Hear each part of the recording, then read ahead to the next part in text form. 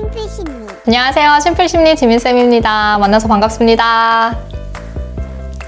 제가 예전에 내연적 자기에 관련된 영상을 찍었었는데 그때 그 영상을 보고 나서 제 주변 지인들이 나 혹시 나르시시스트야? 이거 내 얘기야? 이렇게 말씀하신 분들도 되게 많았고, 그럼 이 사람들을 어떻게 해야 돼? 어떻게 치료해야 돼? 이런 것들을 물어보시는 분들도 많이 있었어요. 그래서 오늘은 나르시시스트들을 만났을 때 어떻게 대처를 하면 좋을지 거기에 대한 이야기를 좀 해보려고 합니다. 심플심리. 적극적으로 사람을 피말리는 유형이죠. 오버트 나르시시스트에 대한 대처를 얘기를 해보려고 해요. 우선 오버트 나르시시스트들은 여러분들이 흔히 떠올리시는 자기애자들이죠. 자기 중요성에 대한 과대감이 아주 크고 자기가 너무 대단한 사람들, 타인이 자기를 숭배하고 우러러보기를 바라고 자기는 남들이랑 다른 계급이라고 생각을 하죠. 그래서 높은 지위에 있는 사람들만 자기의 문제를 이해할 수 있을 거다라고 생각을 합니다. 그리고 대인관계에서 굉장히 착취적이에요. 그러니까 이 사람들은 도구로 인식을 하거든요. 주변 사람들을. 그러니까 자기를 돕거나 인정해주는 대상, 그러니까 자기애를 채워주는 도구라고 생각을 하는 거죠.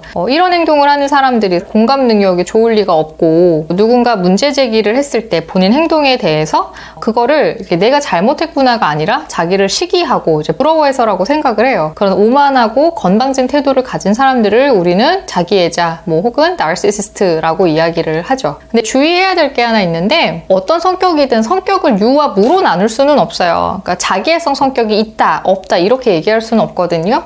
그러니까 스펙트럼에서 연장선에서 바라봐야 되는 건데, 예를 들어서 잘난 척도 하고 과시도 하고 잘난 사람들이랑 좀 알고 지내면 인맥 과시하고 이런 사람들이 있다. 근데 지나치게 착취적인 건 아니고 공감 능력도 어느 정도 있는 것 같아서 대인관계할 때 크게 문제가 안 된다라고 하면, 나르시시스틱한 특징이 다소 보이더라도 이거는 그 사람의 경향성으로 이해를 하시는 게 맞는 것 같아요. 어떤 특성이 있다 그래서 무조건 이 사람을 나르시시스트로 몰아서 설명할 수는 없는 거죠. 심플심리. 제가 오늘 이야기하려고 하는 나르시시스트들은 DSM-5라고 정신질환 진단 편람에서 규정하는 자기애성 성격장애에 준하는 분들을 생각하고 말씀을 드리는 거거든요. 성격장애가 된다는 거는 아까 말씀드렸었던 오버트 나르시시즘에 대한 설명들이 있었잖아요. 그게 너무 두드러져서 사회생활이 잘 안 되는 적응적인 문제가 상당히 크게 발생하는 경우들을 이야기하거든요. 보통 나르시시스트들은 자기 목적을 이루기 위해서 타인을 조종하는 능력이 되게 좋아요. 그래서 윗사람들이나 본인보다 능력이 좋은 사람들, 압도적으로 잘난 사람들한테는 굉장히 비율을 잘 맞추기 때문에 이분들한테는 이 사람들의 악행이 잘 안 드러날 수도 있어요.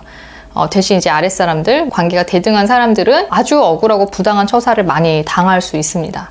그럼 우리는 이제 이 사람들을 어떻게 대응해야 되나, 대응할 때 뭘 주의해야 되나, 이 점에 대해서 이야기를 시작을 해볼게요. 심플심리.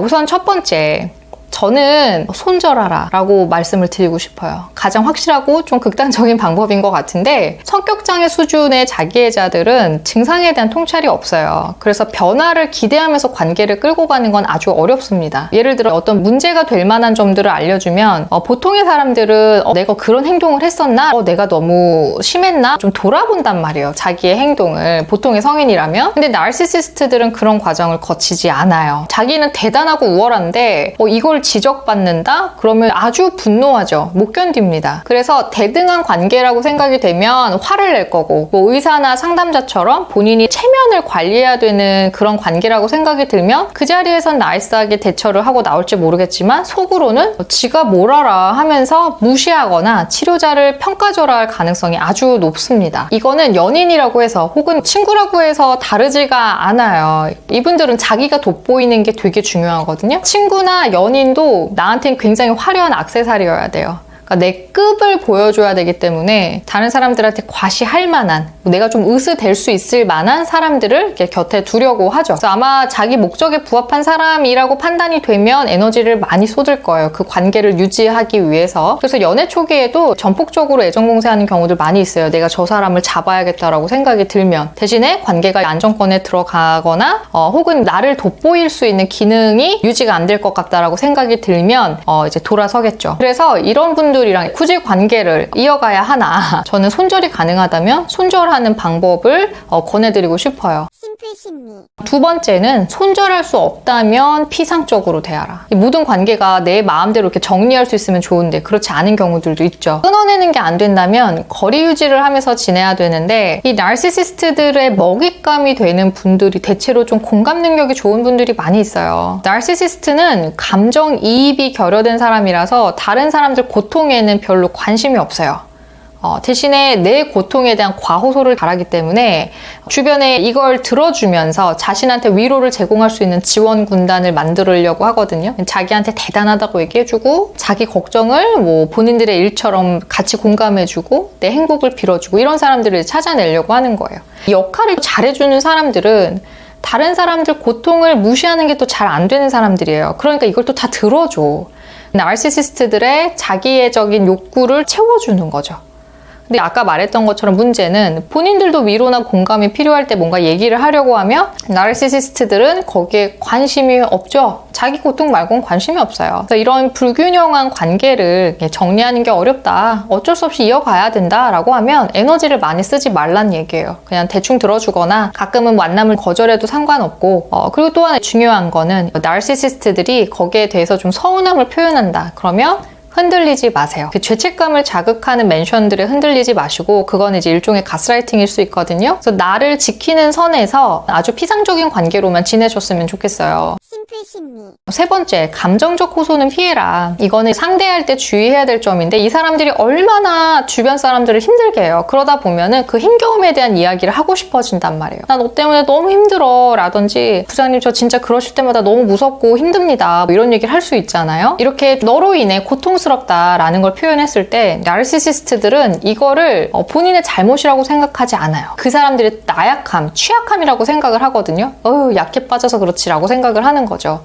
그러니까 감정적으로 호소하는 행동은 내가 당신보다 힘이 없어요를 보여주게 되는 거라서 어찌 보면 이 나르시시스트들의 착취적인 행동을 더 부추기는 결과를 가져올 수 있어요. 자아 강도가 강한 분들은 팩폭을 해서라도 어떻게든 싸워봐야지라고 하실 수 있는데 기본적으로 직면이 먹히는 사람이 아니기 때문에 원하는 방식으로 대화를 마무리하는 게 되게 어려울 수 있어요. 그래서 이렇게 직장 같은 경우에 만약 그 사람의 어떤 악행이 제도적으로 처벌을 받을 수 있다고 한다면 저는 그 방식을 택하도록 권해드리고 싶고 만약에 나는 그마저도 문제 제기하는 게 용기가 안 난다라고 하면 그냥 네 알겠습니다 하고 얼추 맞추는 게 갈등을 줄이는 방법일 수도 있어요. 억울하지만 좋은 방법이 아닌데도 제가 권하는 이유는 말이 안 통하는 사람이기 때문이에요. 그러니까 술 취한 사람이랑 길게 대화하지 않잖아요. 그러니까 그런 거랑 비슷한 거예요. 소통을 복잡하게 끌고 가지 않는 것이 방법일 수 있어요. 마지막은 나르시시스트들의 우월성을 이용하기. 정리할 수 있는 관계면 그냥 끝내기를 말씀드리는데 사회생활, 뭐 특히 직장생활처럼 관계를 무조건 이어야 되는 상황에서는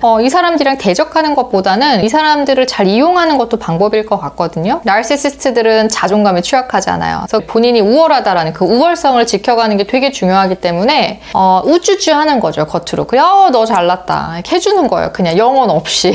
적군이 되게 너무 버거운 대상이기 때문에 차라리 일시적으로는 아군으로 만드는 게 좀 지혜로운 방법일 수도 있어요. 그러니까 내가 편하기 위해서, 그 사람들을 위해서가 아니라 성격장애 환자들은 논리나 합리성으로 상대하기가 되게 어려워요. 사실상 불가능한 사람들이기 때문에 그 사람들이 어떤 문제를 파악해서 알아서 바뀌어주겠지 이거 기대하는 거 안 되고요. 내가 나를 지키면서 그 사람들을 상대해야 되거든요. 그러니까 어떨 때는 그들의 우월의식을 잘 이용하는 게 방법이란 생각이 들어요. 심플 심리. 제가 수련 때 만났었던 한 자기애성 성격장애 환자분 중에 기억에 남는 분이 직장에서 좀 지위가 높으신 분이었는데 신입사원이 들어와서 본인이랑 자리 배치가 얼추 비슷한데 이제 앉게 됐나 봐요. 근데 이분이 그렇게 깍듯하게 인사를 하는 스타일이 아니었나 봐요. 본인은 상관인데 신입사원이 들어와서 본인한테 애를 다하지 않았다고 생각을 하신 거예요. 근데 그게 너무 보기가 어려웠던 거죠. 그래서 이 신입사원을 꼴 보기 싫어가지고 근무를 이렇게 한 곳에서 못하고 자기 자리에서 못하고 옮겨다니면서 일을 하시다가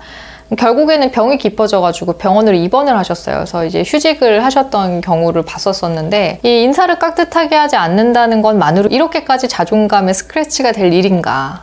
병원에 입원할 일인가? 정신병원에 이런 생각이 들었었어요. 그래서 이거 참 심각한 장애구나 라고 생각을 했었던 기억이 나거든요. 그러니까 여러분도 가능하면 피하시고 이제 피할 수 없다면 거리 유지하시고 때로는 그들의 취약한 자존감을 좀 잘 파악해서 지혜롭게 관계를 좀 이어나가시기를 바래요.